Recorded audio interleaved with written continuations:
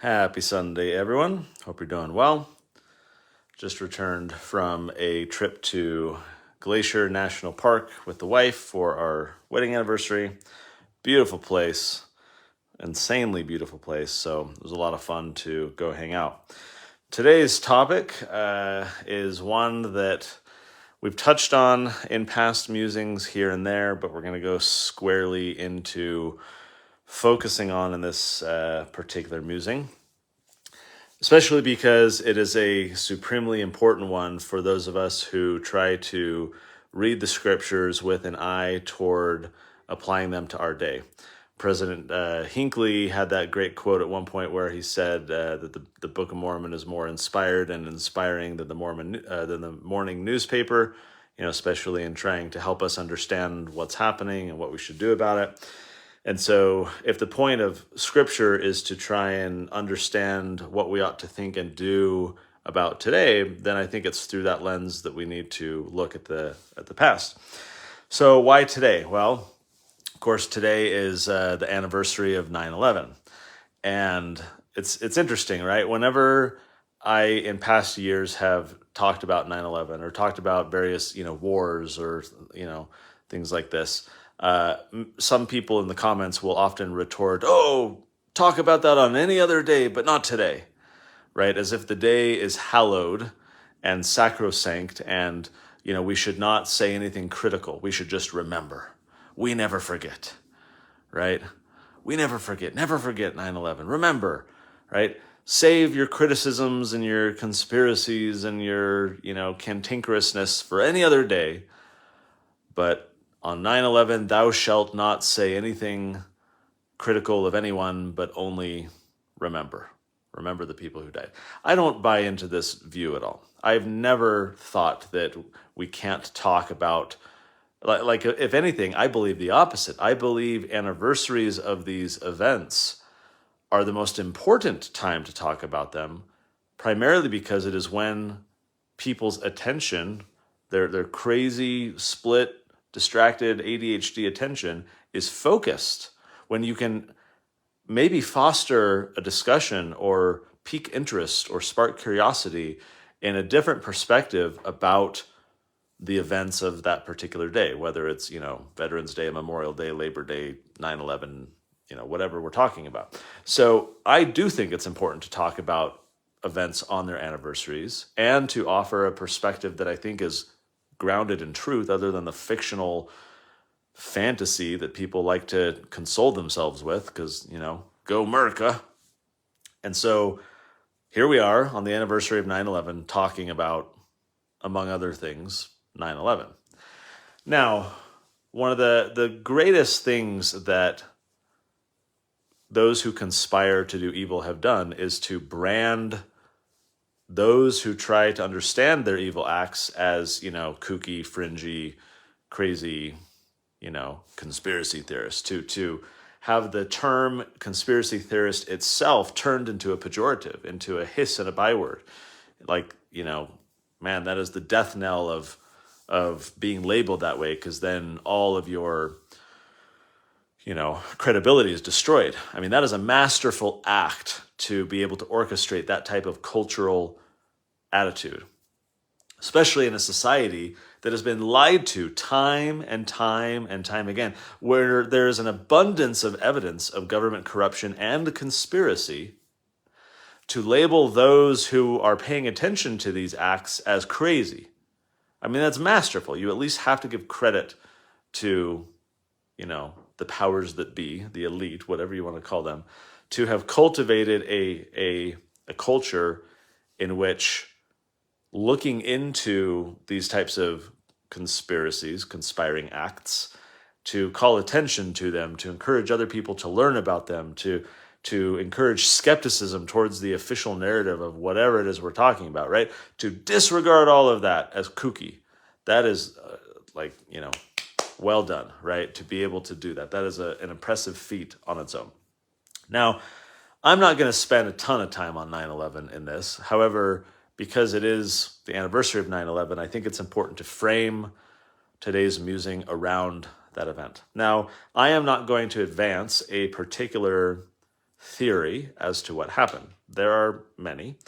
I, leave for another day, another time to analyze or theorize as to what actually happened. Instead, what I want to talk about is my belief, and I think it is an extremely safe belief, that the official narrative of events is absolute garbage. That what the government claims happened is not how it actually happened. Because that is the basis, I think, of trying to be open-minded and say, well, what did happen? Too many people, I fear, raised in the public school system, have accepted an authoritarian approach to knowledge. If an authority shares it, it must be true. My teacher said it, therefore it's correct. Government officials said it, therefore that's what happened. One might argue or theorize that the public school system is built in part to create that type of cultural conditioning, and I believe that it is. But the fact remains that we have to either agree with or disagree with the government's official narrative of 9/11. Well, what if I told you that the very individuals involved in creating that narrative don't believe it? So we'll get into that in a moment. The official report is 585 pages long. It was issued in 2004. And according to the chair and the vice chair of the commission was, quote, set up to fail. They said that the chief obstacle of their commission was the White House itself. They were denied access to key documents and testimony. The CIA director refused access to the detainees, the alleged, terrorists and others. So the commission couldn't even ask questions and investigate these people.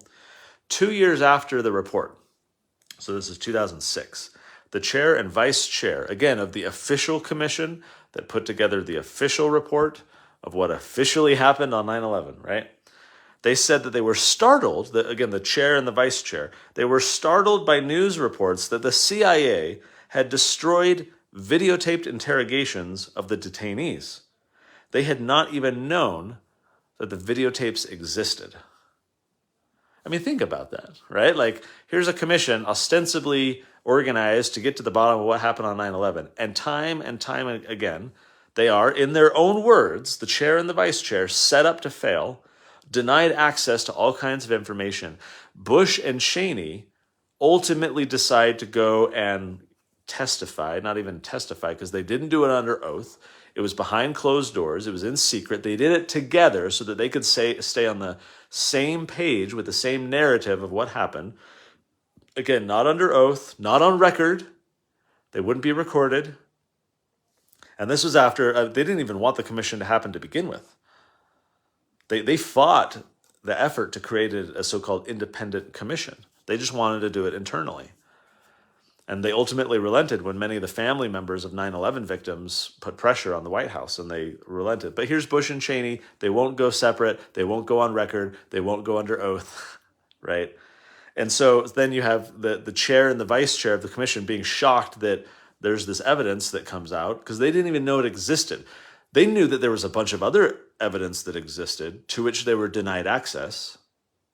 And then in the years following, they find out about new evidence they were not even informed existed, right? Over 1/4 of the footnotes, so here's this 585-page report, a lot of the report is footnotes, over 1/4 of the footnotes were based on evidence obtained through torture.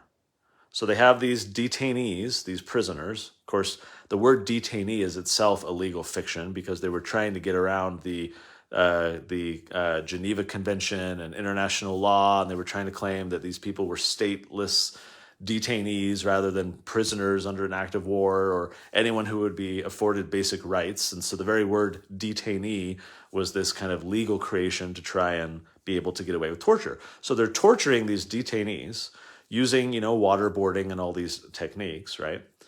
And they get this so-called evidence, these confessions, this information that comprised over 1/4 of the evidence used in this official report. Well, as you probably know, so-called evidence obtained during torture is extremely unreliable because people will say anything to make the torture stop. And if their interrogators are clearly seeking specific types of information, certain facts, certain observations, the people being tortured are extremely likely to say those things just to make the torture stop. And so this torture-based evidence is over 1/4 of the information used upon which the official narrative is based.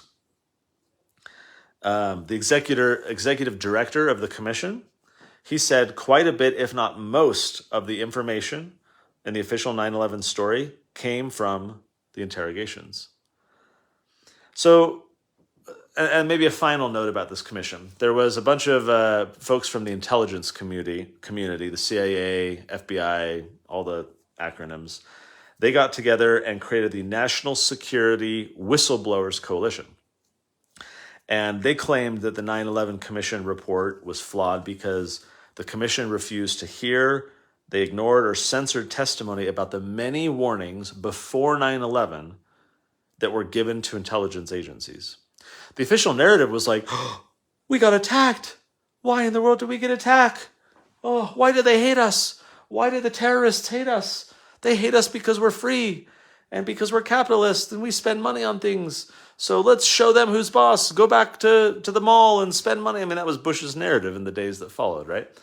It was surprise. Never mind the fact, again, documented, that intelligence agencies, the very days prior to 9/11, were conducting exercises to prepare for the very thing that happened on 9/11. Planes flying into buildings, right? Like the narrative that we were caught flat-footed, that no one had any clue. No one could have envisioned this. I mean, Bush and others said that repeatedly. Who would have imagined? Bush said that, the prior administration could have never contemplated this. And yet the intelligence agencies and others were doing joint exercises precisely in preparation for these types of activities. Of course, you can go down the conspiracy rabbit hole and say that a lot of that was intentional to distract so that the people who were receiving reports about planes flying into buildings would have a delayed reaction because they thought that it was part of the exercise, because that was an actual exercise that was happening at the time. So we can set that aside. Again, the point is like that those theories exist. But this group of whistleblowers, right, were correctly calling out the fact that the commission did not even look into the fact that the intelligence community had credible reports of the planning involved for 9/11.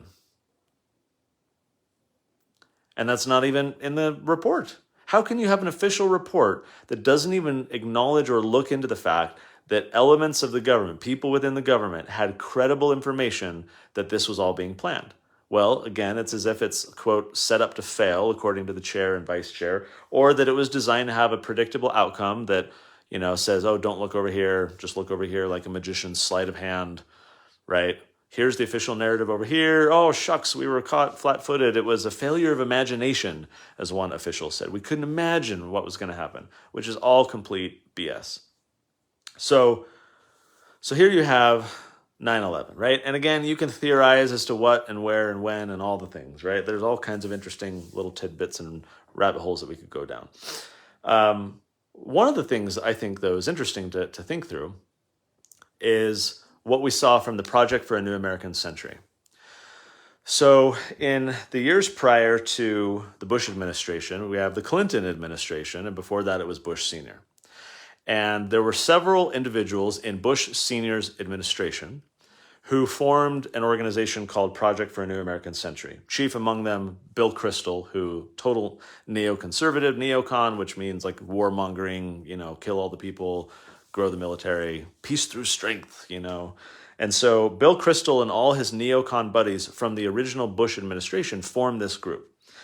And, Dick Cheney, he had been the defense secretary for Bush Sr. You had Paul Wolfowitz, which was Cheney's number 2, and, Bill Kristol and all these guys. So they formed this group, and they call themselves Project for a New American Century. And they have this founding charter, this list of principles: military strength, grow the military, grow our foreign footprint, all the things. 40% of the individuals who signed on to that founding document became part of Bush's administration, Bush Jr. So these are people who basically got the opportunity when Bush was elected to architect exactly what they wanted. Before I get into the interesting thing, here's another little interesting morsel. So Dick Cheney, Paul Wolfowitz, all these guys, total neocons, right? And here is Wolfowitz. He says the U.S., this is I believe in 1997 or 98. Wolfowitz says the U.S. must, quote, maintain the mechanisms for deterring potential competitors from even aspiring to a larger regional or global role, including Germany, Japan, and others, including the use of nuclear or biological weapons, even in conflicts that do not directly engage U.S. interests. So the Wolfowitzes and the Cheneys and the Crystals and all these guys are advocating preventive war. They want U.S. hegemony. In other words, they want us to remain the only superpower. They want to deter, as Wolfowitz says here, any other competitors. They don't want anyone else to grow. They want U.S. dominance. So in late 2000, September to be precise, September 2000, they issue a report, this organization, Project for a New American Century. And it's got all these, former Bush senior officials, soon to become Bush junior officials who would fill the so-called Defense Department and architect the foreign policy in the years after 9/11. But for now, the year is 2000. The month is September. They issue a report in which they advocate building up the military to, quote, project power around the world. And then they talked about how building up the military to maintain this global force, that the, quote, process of transformation, the military transformation, is likely to be a long one, absent some catastrophic and catalyzing event like a new Pearl Harbor. So within 12 months, this organization, all these top officials with security clearance and knowledge of all the things, right, advocated for a new Pearl Harbor to galvanize the military industrial complex, to really increase spending, to increase our foreign footprint, to maintain dominance across the world. They said, what we need is a new Pearl Harbor, and within a year they got one. Now, again, my purpose here is not to theorize that these individuals masterminded it. I don't, frankly, think that they did. I think that there were events happening that were allowed to happen because they were beneficial to the outcomes that many of these individuals wanted. It was wink, wink, nod, nod, turn a blind eye, maybe help this happen. Like the FBI does this all the time. It's open knowledge that 75% of the cases that the FBI solves were started by the FBI. They get some loner kid and they give him money and weapons and teach him how to build a bomb, and he's full of antidepressants, and then he goes and starts doing the thing that the FBI, he doesn't know it's the FBI, but that the FBI is helping this poor kid to do, and then they swoop in and, save the day, and none of that would have happened were it not for the FBI nudging these, loner, highly depressed, highly drugged kids down these paths. So it's not like this is crazy to say that the government is aware of and potentially even assisting, right, in furthering some of these events from happening. It happens all the time. To believe otherwise, I think, is to be the real kooky person, to think that the government is not doing this stuff. But here are these top officials who are involved at the top levels of the government, or have been in the Bush administration. They're about to be again in Bush Jr.'s administration.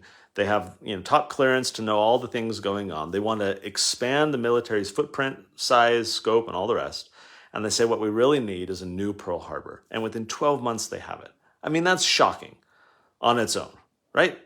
Absent everything else, rule out everything else, the fact that these guys called for something to happen, and that's almost to the exact definition of what happened, is shocking itself. Now, you might say, well, government doesn't do that. That's crazy to think that the government would allow for Americans to be killed in furtherance of some foreign policy objective. And yet it's happened all the time throughout history. Declassified documents galore highlight the willingness of top government officials to kill Americans in furtherance of some objective. I mean, think of Operation Northwoods. Here you have the Joint Chiefs of Staff of the U.S. military during all the Cuban Missile Crisis and communism in our at our doorstep in Cuba and all the tensions that are there with JFK. And the Joint Chiefs of Staff issue a formal proposal suggesting that the military should bomb American cities, shoot down boats and rafts full of migrants, including Americans.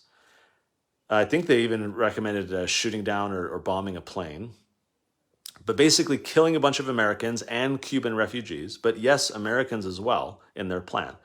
And then blame it all on Cubans, all in an effort to incite Americans to support military conflict in Cuba. Because at the time, polling was very low. Americans, by and large, did not want to militarily intervene in Cuba.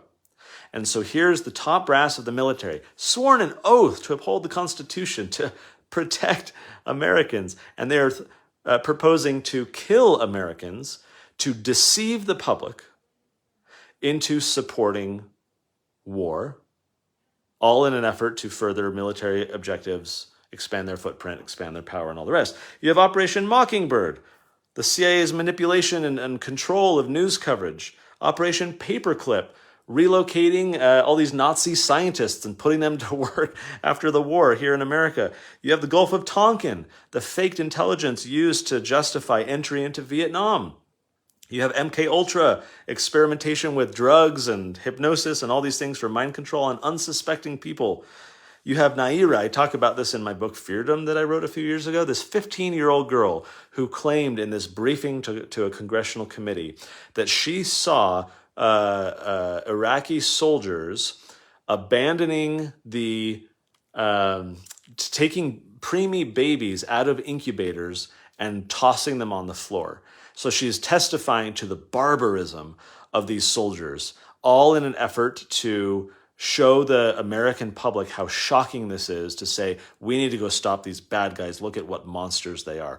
Oh, by the way, 15-year-old Naira, who was presented as this credible witness to these atrocities, was in fact the daughter of the Kuwaiti ambassador, and she was being coached by a PR company that the Kuwaiti government had paid like $1 million to in order to engineer consent of the American people to support war, right? Like Ukraine now, Kuwait then wanted the support of the American government. They wanted the arms, they wanted the money, they wanted the presence, right, to be able to help do their bidding and achieve their goals. And so they presented this 15-year-old girl, total conspiracy, absolutely false, and yet presented to the public as true. You've got Operation Ajax, when the CIA overthrew the democratically elected leader of Iran and installed the Shah, a highly brutal, basically terrorist, this religious authority that led to later the hostage crisis in Iran,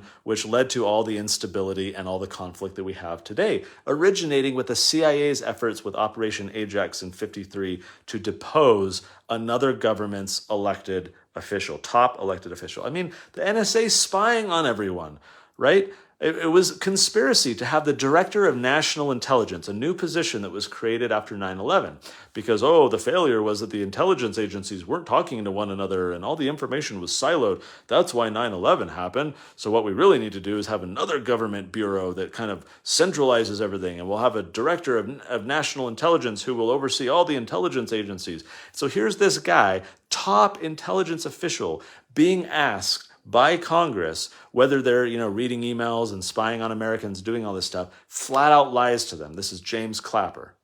Completely lies. And it was that lie, that conspiracy, that led Edward Snowden to do what he did, right? To go leak and inform the American public that they were being lied to, that there was a conspiracy.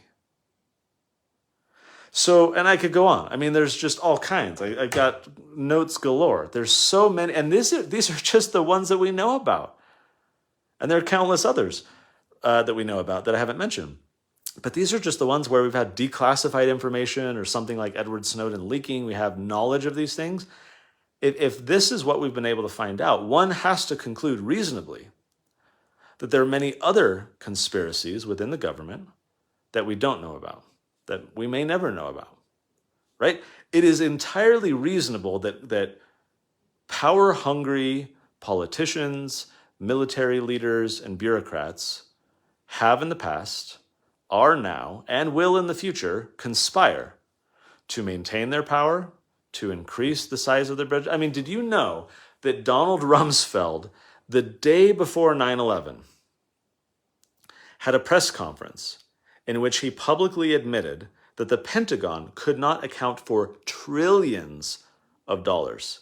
And he said, and I don't have this quote prepared, but the gist of the quote is he says, the real enemy we face is not terrorists, right? It is the problems here at home within our own kind of government agencies and all these kinds of things.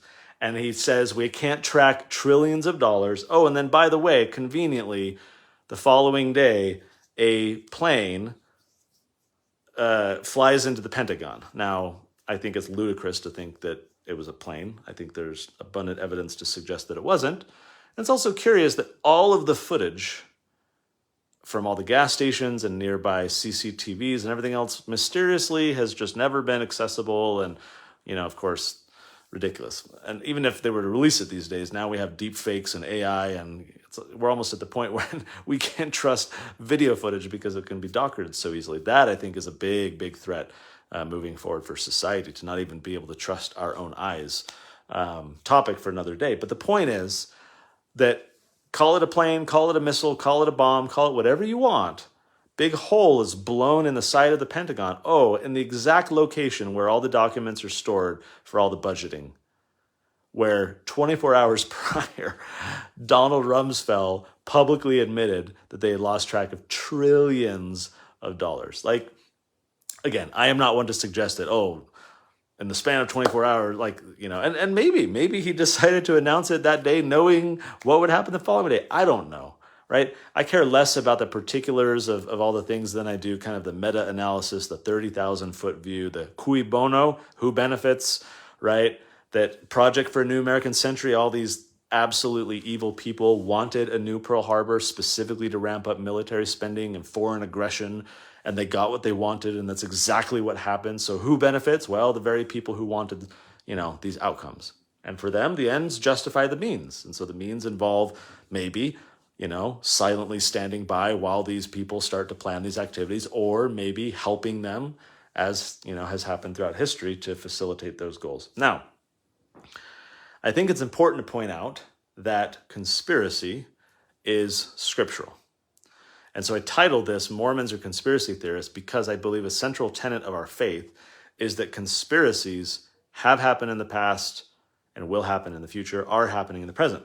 Now, one problem is that by absorbing themselves into Caesar's culture, to the Babylonian culture, many members of the church shy away from what you might call conspiracy theorizing, or paying attention to, or talking about, conspiring people today. Who are they? What are they doing? How can we identify who they are? How can we, pull them away from the levers of power? How can we fight them? How can we expose them, et cetera, et cetera?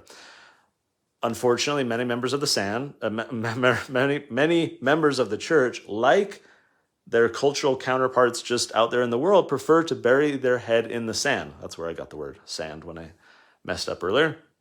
They want to bury their head in the sand. They don't want to think about these ideas. They don't want to talk about these things. We just saw it during COVID too. How many compliant members of the church, right? Safe and effective. Let's just, do what we're told and follow orders and everything will be great. And so that's a big problem, because I think a central tenet of our faith is God warning us that these people exist and calling us to do something about it. Certainly throughout the scriptures, there are countless examples of conspiracies. I mean, tons. I just have a few to share that I jotted down, like Joseph's brothers conspiring to kill him. Remember the, Technicolor Dreamcoat, as it were?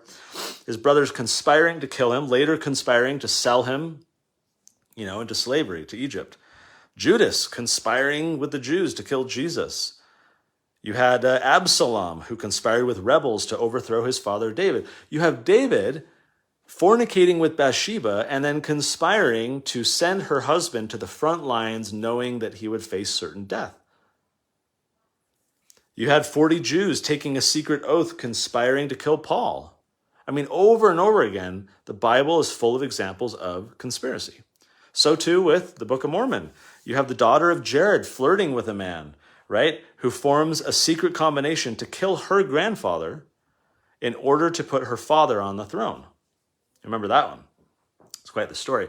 The whole story of Ammonihah, which comprises like tons of chapters, that whole story is conspiracy. It is outlining everything that he was doing. You know, he takes control of the Lamanite army, and then he deceives the commander, and then he poisons the commander. Then he becomes the commander. Then he sends his servants to kill the king, and it's all under false pretenses. And hey, you know, king's wife, come here and I'll console you. And now he's king. And like that whole thing is a conspiracy. The Gadianton robbers obtaining sole management of the government.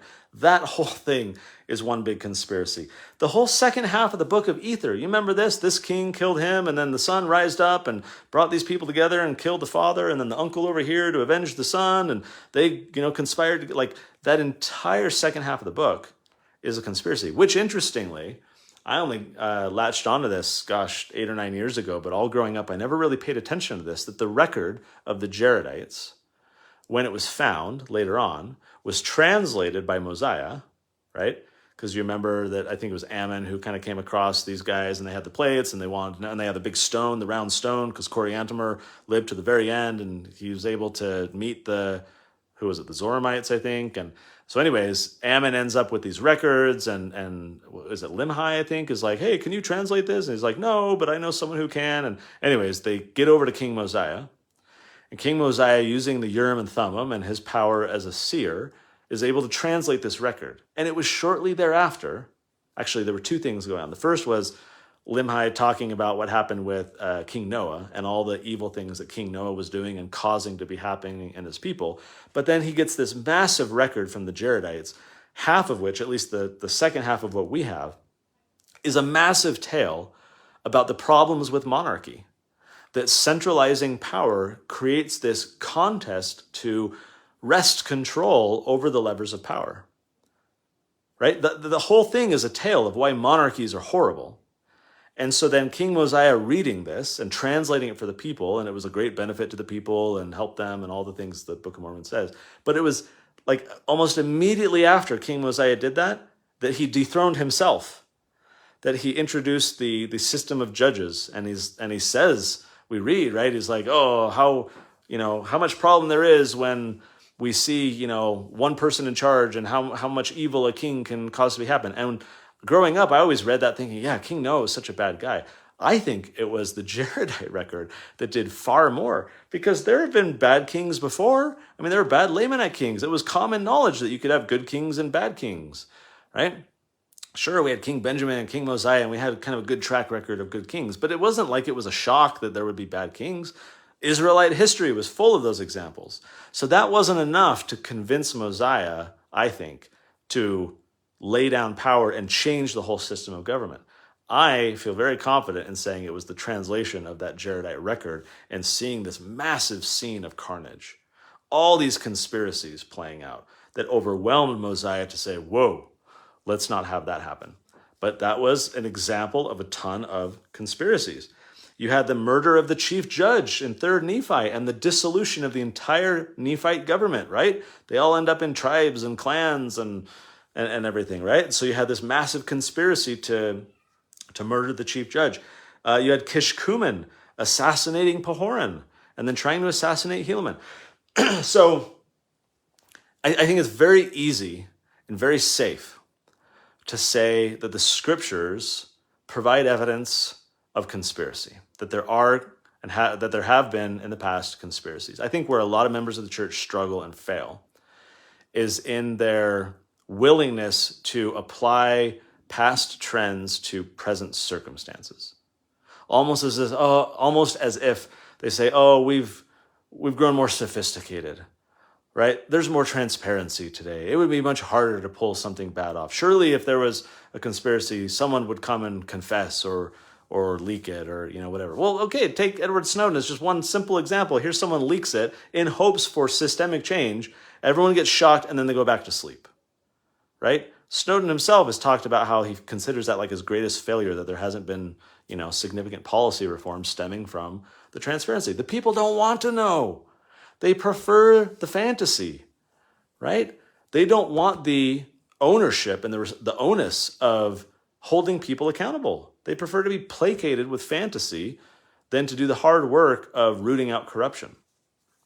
But the scriptures are full of these examples. And so I don't think you can be a good member of the church and not pay attention to conspiracies today. I did a whole musing months ago about the word of wisdom, the opening lines of which says, in light of the evil designs which do and will exist in the heart of conspiring men in the last days, therefore, here you go with this word of wisdom, right? Our health code, that's just the word of wisdom.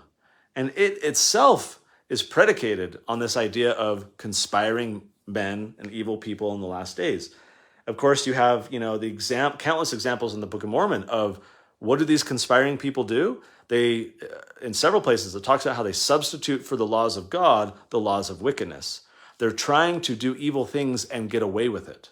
I think one of my earliest musings was about agency, pretty sure, where I think when we look at Satan's war on agency, it was not compelling righteousness. It was trying to allow people to do bad things and get away with it, not be held accountable, not have consequences.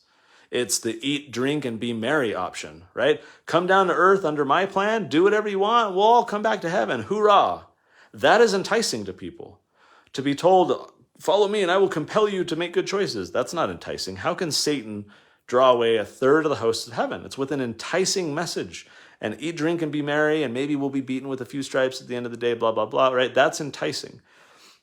So too with substituting the laws of God for the laws of wickedness. It's, hey, do an evil thing, and we, your brothers in the conspiracy, will watch out for you. We'll get you off the hook, right? Go assassinate that guy, no problem. We'll cover it up. It's, oh, you're Hunter Biden, and your dad's the president, no worries, right? Nothing will happen to you, but everyone else will be screwed who isn't part of our little tribe, right? We'll go after other people with extreme prejudice and massive severity for doing anything like you're doing. But hey, you're connected, right? You're part of the clan, no problems. Those are the laws of wickedness. It's allowing people to do evil deeds and to get them off the hook. That is the Luciferian pattern. We've seen it since the beginning and we see it today. We have, of course, this being, many people over the years would say, well, Connor, this can't be real or significant, like you say, because if there were these massive conspiracies, right, people would come out. We would know. You can't have a conspiracy involving hundreds or thousands or, however many people, because we would find out. Someone would come forward, surely, right, and that many people. And yet then you have Helaman 6 talking about how the Nephites got to the point where they were supporting and building up the Gadianton robbers. They were taking part in their spoils. They were sedated with the benefits of the conspiracy.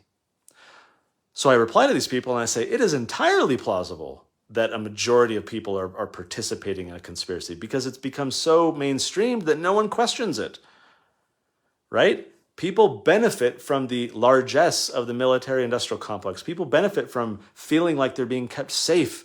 So yeah, sure, it's annoying to be felt up at the TSA, but it's for your benefit and you want to feel safe, so you go along with it and you support it. And you want us to go after bad guys and you've done nothing wrong, so we're just going to spy on everyone and you're participating in it. You're re-electing the very same people who participated in this. You're building them up. You're supporting these people who've gotten away with it. Not one person involved in 9/11 in the government was fired, right? There's no accountability. There's no problems. Laws of wickedness get everyone off the hook. And hey, you want to feel safe. You want to be coddled. You want us to be taking care of you. So just keep supporting the same people, voting the same way. Hoorah, America, right? Go fight the terrorists, even though, right, we've created the terrorists through our actions and blowback. And so the scriptures talk about how the Nephites built up the Gadianton robbers. And I don't think it is too far afield to say that we members of the church in many instances are building up conspiring men today and supporting them. I mean, when Dick Cheney is invited to speak at BYU and given all these like glowing, fawning praise, and like, it's just garbage, right? Here is an evil man doing evil things, and quite the opposite of God's call to love one another. And members of the church are building up and supporting him, and many others like him, and Republicans in general, and the Bush administration and all the rest. And then, of course, you have Ether 8. Gosh, I mean, Ether 8 is the summum bonum of the Book of Mormon in a lot of ways. I wrote a post years ago on my blog where what did I call Ether 8? The forgotten second purpose of the Book of Mormon, or whatever. And I talk about how, as a missionary, I remember I served in Honduras, so I was walking dirty streets the whole time, and you're always covered in grime, and as you enter people's homes and you're sharing with them, your message, you're always opening to 3 Nephi 11. And if I had my Spanish set of scriptures here and held them up, you could see this ring, this line of dirt right there where 3 Nephi, because that's where your thumbs are always going to open it up.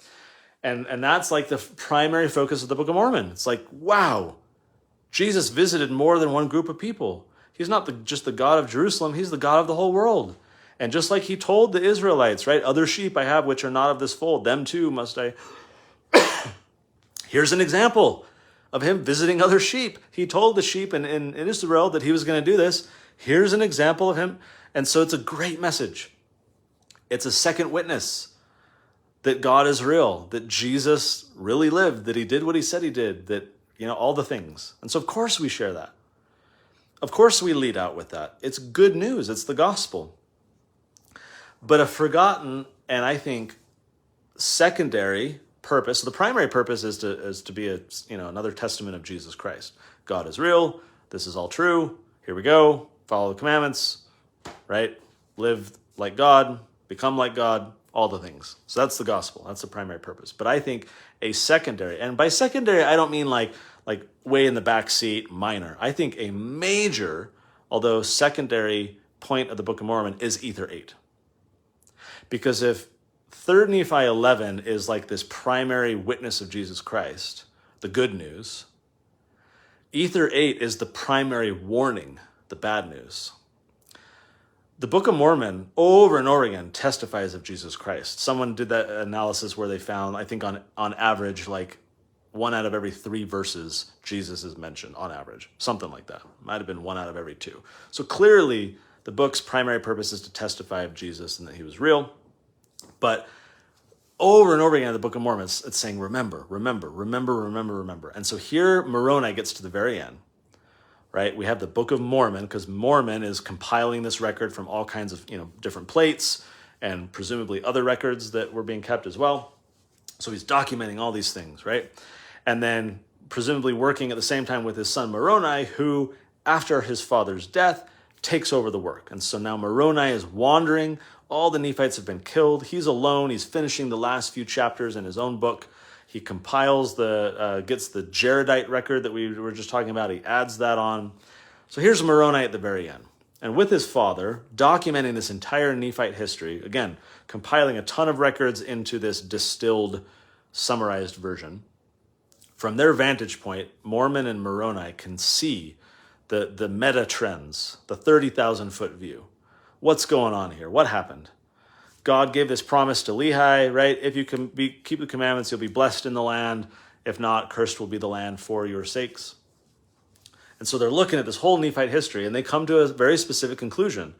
Certainly in Helaman, it talks about this significantly with the Gideon robbers, and then we get this in Ether 8. And so I'm going to summarize and combine the two, where Mormon and Moroni are telling us that the secret combinations, the conspiring individuals, the people in power, the elite, the Gadianton robbers, all these people who conspire in secret, they tore down the entire Nephite society by infesting it from within. It was not an external attack, it was an internal infestation.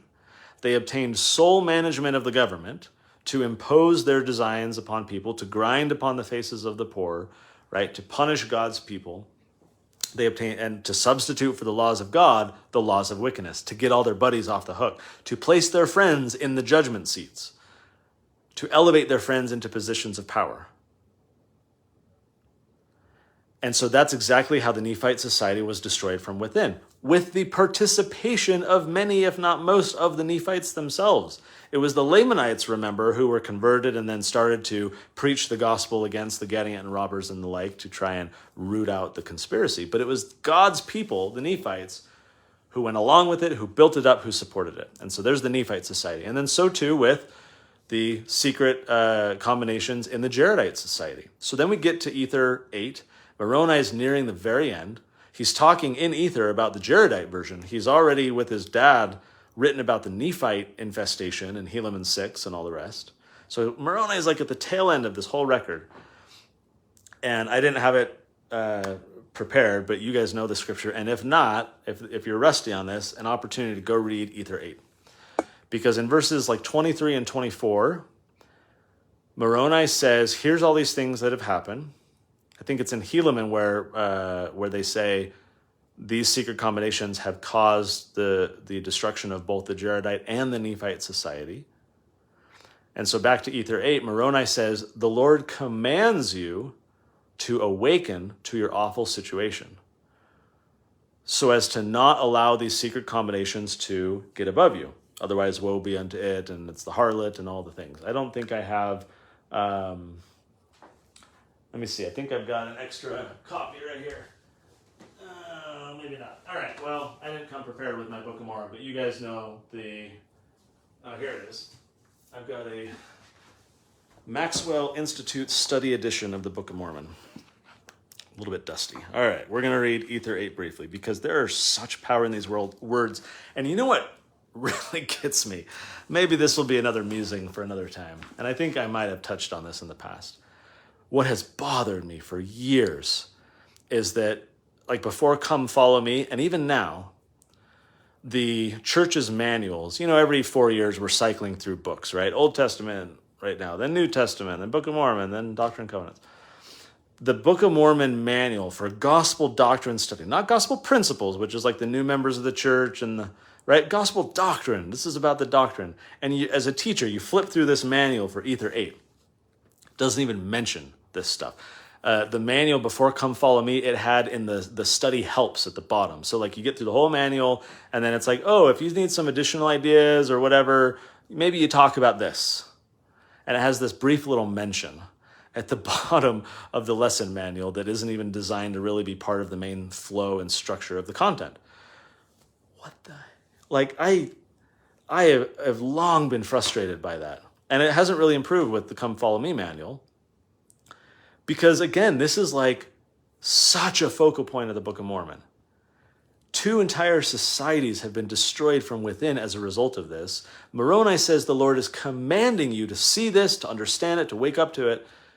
And our church's manuals don't even gloss over it. That's, I think, generous to say that they gloss over it. They almost ignore it. Just mind-boggling. All right, so this is talking about, Jared's daughter. She's dancing. Bring me his head. Achish does the things. And then we get to verse 23 in Ether 8. Wherefore, O ye Gentiles, so Moroni is talking to us, it is wisdom in God that these things should be shown unto you. In other words, you're reading about it in the Book of Mormon. That thereby ye may repent of your sins, which suggests that you and I have been guilty of something, and suffer not that these murderous combinations shall get above you, which are built up to get power and gain. And the work, yea, even the work of destruction come upon you. Yea, even the sword of justice of the eternal God shall fall upon you to your overthrow and destruction, if ye shall suffer these things to be. If you allow this to happen, the sword of the justice of the eternal God will fall upon you to your overthrow and destruction.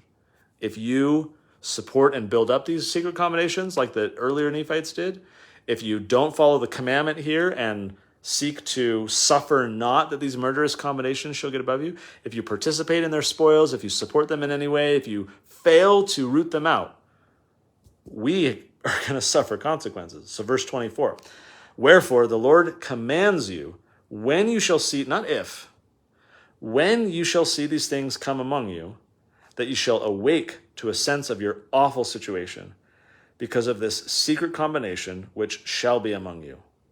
or woe be unto it because of the blood of them who has been slain, for they cry from the dust for vengeance upon it, and also those who build it up. For it cometh to pass that whoso buildeth it up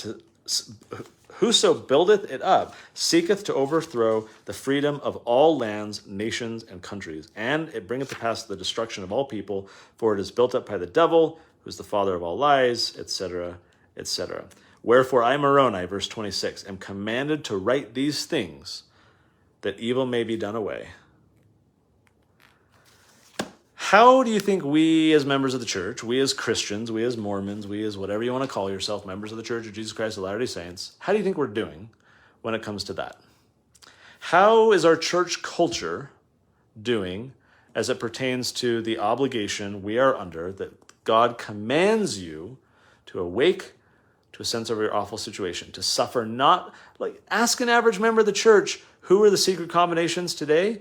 Like, it's like those Jay Leno, remember the jaywalking episodes where he'd like go up and ask like, hey, how many states are there? Or how many branches of government? And everyone is made to look like idiots. Of course, they edit out the ones that actually got it right. But the fact that they can find anyone at all who can't answer basic civic questions or whatever is astounding, right?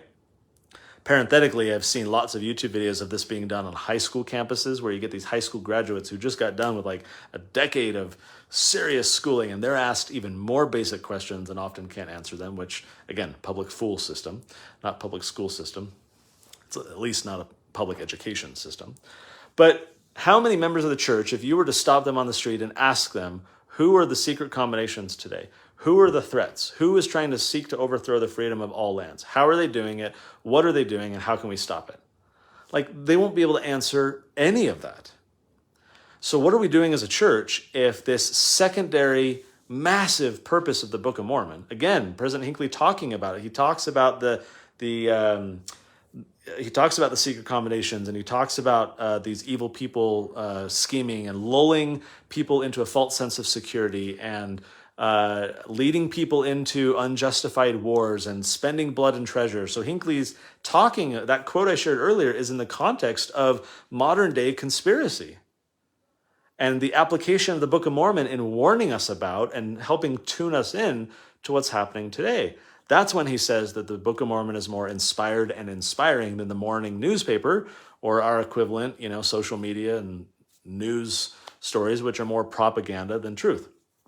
And so here we have this warning. Here we've been told that it's written for our day. Moroni is practically begging us to read what he's sharing, to observe the same trends, and to stop it from happening in our day. So much that he says, presumably because God told him to, the Lord commands you to do these things. He's like friggin' raising, red lights and bells and alarms and all the things, saying, awake and arise, shake off the chains, shake off the dust, right? Wake up. And how are we as a church doing? Mention something like 9/11 and whether it was or was not a conspiracy, whether any conspiracy was involved, right? Talk about World Trade Center Tower 7 falling despite never being hit by anything. NIST claiming, the National Institute for Science and Technology, claiming that it was furniture on fire that caused a building to fall, right? Despite the fact that they classified all the models and evidence that they used to make that. Like, again, I'm less interested in like asserting or advancing a particular theory because I'm very willing to be wrong. All I do know is that the official narrative is complete garbage and total lies, and that there was, in fact, to some degree, conspiracy regarding 9/11, either to help plan it or to help support all plans that already existed, or to get certain elements of the military to stand down, to not act upon the intelligence that was being given, right? Like, whatever that looks like, I don't know. No one, I don't think we really know, but I think it's abundantly clear that the official narrative is garbage. It's complete propaganda. The very people involved have admitted that they were set up to fail, that they didn't have access to all this information. They don't even talk about Tower number 7 falling in the official report, even though it fell just hours later.